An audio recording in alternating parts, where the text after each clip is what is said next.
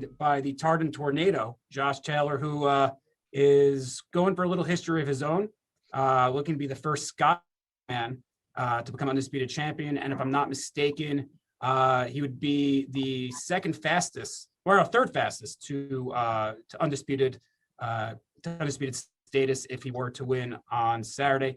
Josh, how you doing today? And same question I asked Jose. Now that it's fight week, does it feel like more real now that it's fight week? You're here in Vegas, and we're only a couple days away.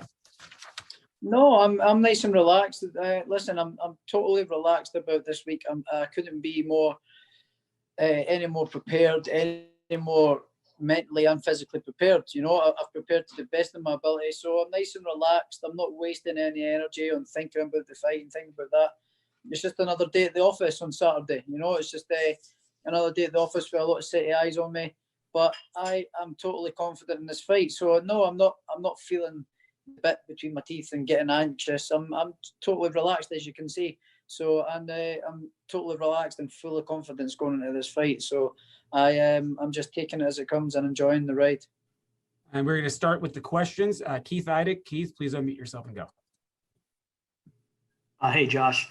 The last time that Jose Ramirez fought a southpaw when he fought Zepeda, a lot of people thought that he lost the fight. I'm just curious what you thought of that fight and maybe how he I know you don't fight the same way, of course, as Zepeda, but how he fared against the southpaw.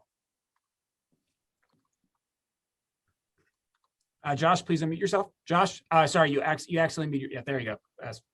Yeah, I thought that Ramirez was very, very fortunate to come away with that decision.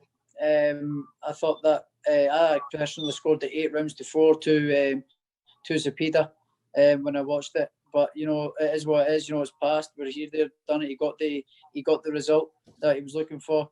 You know, and that's the past is the past. I'm not really too interested in what he's done before. It's all about Saturday and things that I've seen and holes in his game and things like that that I think I can exploit on Saturday. So I'm not too fussed about dwelling on past fights.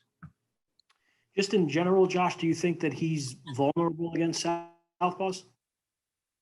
I think he's vulnerable, full stop. I think he's going to be quite easy to find. I don't think I'm going to have to go looking for him to hit him. That's for sure. I know his styles come forward, so it's got the makings to be an absolute barn burner fight, you know, because he comes to fight and I come to fight. So it's going to be a good fight for sure.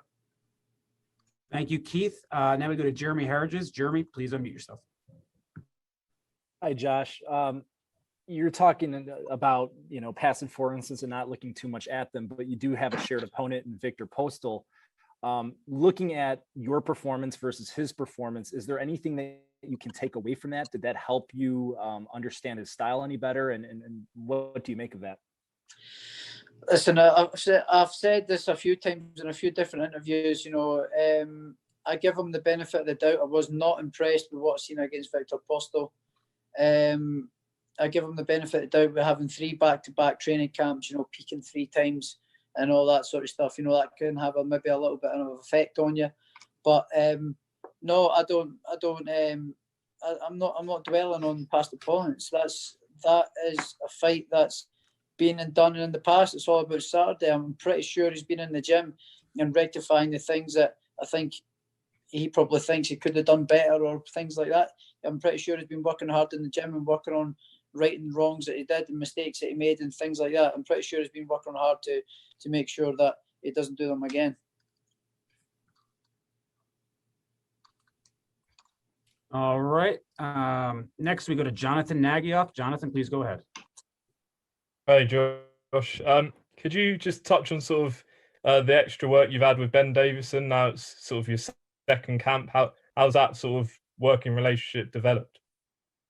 It's been brilliant. You know, I've never been so relaxed and happy in a fight camp. You know, just the way I've prepared, I've had a nice long preparation for this fight. You know, after my last fight with Kong Song, I took a couple of weeks off, come back down, was ticking over in the gym and things like that. You know, and then I went home for Christmas, which is the first Christmas I've had off since I've turned professional.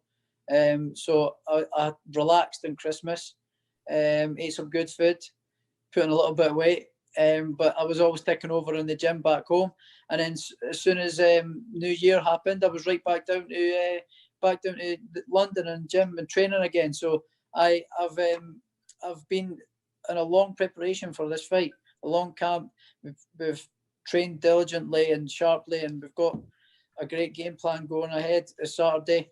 And the relationship with Ben is just it's brilliant. You know, it's not only a boxer and trainer relationship, it's also a friendship as well. You know, he's a real good guy, with that respect there, that when we go into the gym, he's the boss. You know, so yeah, it's very good, and we're happy where we're at, and I think the way things have went.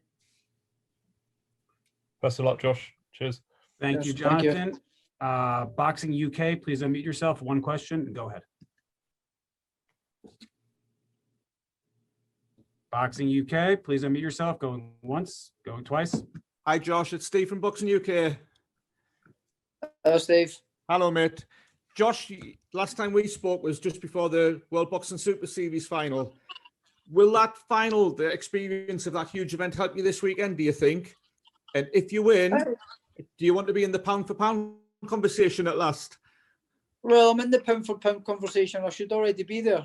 I think I'm ranked number 9 with the Ring magazine, which is good. You know, which is brilliant. You know, but like I say, I'm not one for getting awards and accolades and things like that. I'm not really too fussed, you know, but I let the performances and stuff speak for themselves. You know, I'm used to the big stage. You know, I've been on the big stage since 2010. I've been used to big stages with the Commonwealth Games, then the Olympics in 2012, then World Championships, European Championships, then the Commonwealth Games again in my home country in Glasgow, winning the gold medal. You know, and then I've been also involved with Carl Frampton's undercards. On my debut, was on a big card.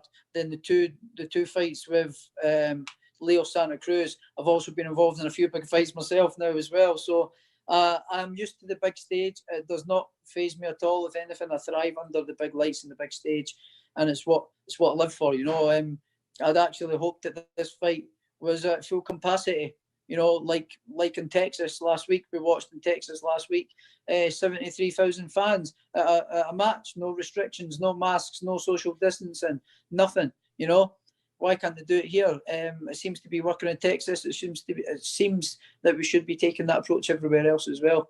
So it's a little bit frustrating that I'm actually not got a bigger crowd to perform in front of. So no, I don't feel that I'll be phased in any way, shape or form. If anything, I am relishing the opportunity to fight in front of a crowd again. I can't wait. Thank you. And next we go to Josh Katzowitz. Josh, please unmute yourself. Hey, Josh. You know, assuming you win and become undisputed champ, is it possible to have any kind of run as, you know, four belt holder? Didn't happen with Terrence Crawford. Didn't happen with Usyk when he went cruiserweight. Is it possible in this boxing political climate to actually be able to do that? And if so, are you interested in kind of having a longer run with all 4 belts? Yeah, well, listen, but I've not tracked out what I'm doing or anything like that. When I fully believe I'm winning this fight on Saturday, you know, so I'm not looking past it. I'm concentrating on Saturday, and then we'll just take it as it comes, see what comes my way, you know, see what comes, see what happens, see what opportunities arise, and what options are on the table, and what's the best one for me at the time. That's which one I'll take. So I'm not set out a road path of where I'm going or what I'm doing next.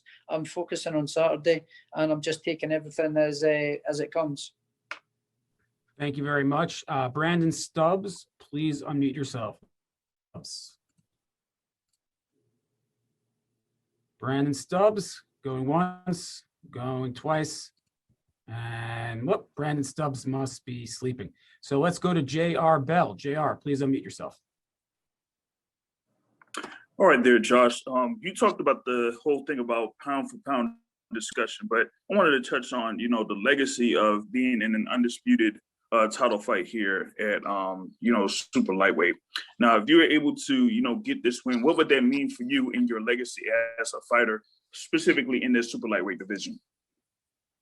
This fight to me, it means the world. You know, it is a massive piece of history for both of us. You know, for myself to become the first undisputed champion in Scotland in the 4-belt era. The first undisputed champion since my fellow countryman, Ken Buchanan, in Scotland. It's a massive, massive piece of history. This really, really cements my name in British boxing history and Scottish boxing history as an all-time great, So this really cements my name in the history books and in the legacy books, being a great fighter. So it means a lot to me, this fight. This fight means everything to me. I mean, I've prepared so well and so long and so hard for this fight, to win this fight, to achieve this. It's on the cusp of achieving something great, and going down as potentially a Hall of Famer fighter. It's just it is huge for me, this fight. I can't express how much I want to win this fight and how important it is to me. All right, and next we go to the Central Valley. Mike Roweda, you're back. Please unmute yourself. Josh, obviously, this is the biggest fight of your career. As you said, you would hope it would be full capacity. But the fact that fans are going to be back in any way, shape, or form, how much do you think that's going to help you out in your performance as well? As Jose, as he said, he had a little bit of an issue without the fans in his last fight. Yeah, it's going to be great, because the fans there give you that extra little bit of butterflies, a little bit of pre-match jitters, because there's fans there watching you. They create an atmosphere, they make noise, and they make the event bigger and better and special, So it gives you that little bit of butterflies, because there's fans there watching. There's got to be making an atmosphere. They're going to be either singing or booing, or and it gives you that little bit more fire and determination and butterflies in your stomach, So my last fight as well was in front of no fans, and it was very hard to keep in the zone when you're coming out to the ring with no fans, with your ring music on but no fans, and then getting shouted out. It was like just a glorified sparring match, and it was quite hard to keep up for it mentally. So this fight's going to be easy. It's going to be brilliant. We're both used to fighting in front of fan bases and big fans, so having some kind of normality back is awesome. It's brilliant. Thank you. Good luck on Saturday. Thank you. And now we go ahead to a couple more questions for Josh Taylor, and then we're going to end the chat. It's been a long chat, so I don't want to keep everybody here all day. Jose Camarillo, please unmute yourself. Yep, I see.